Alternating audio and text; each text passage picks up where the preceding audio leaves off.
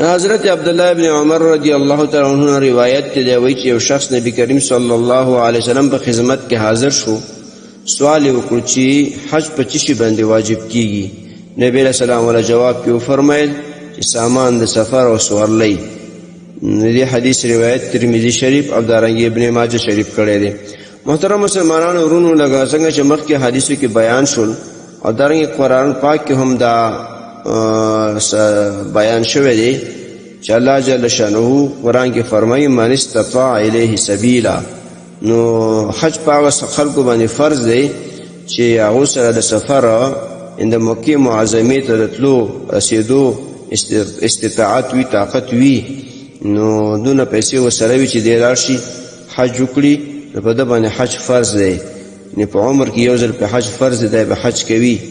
نور دغه رواجونه وغیره دې ته به نه ګوري. بعضې خلک ډېر داسې وي چې هغوی وایي چې حج کومه بیا به راځم غټ خیرات به کوم او خلکو ته به جنمازونه ورکوم او خلکو ته به ډوډۍ ورکوم او تحایف تحفې به راوړم. نه، دا شی هېڅ شی نشته، دا ټول رواجونه دي.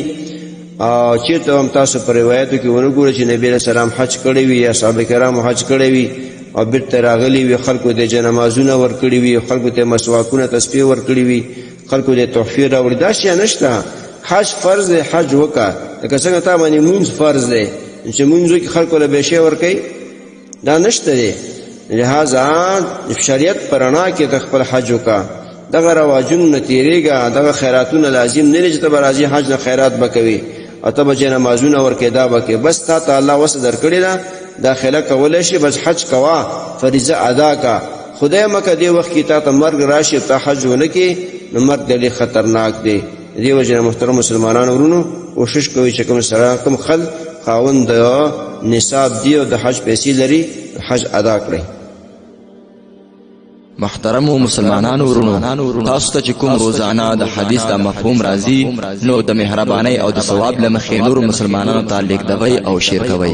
والسلام. د دیوبندي مسلک حنفي کاروان سټوډیو لخوا وړاندې کیږي.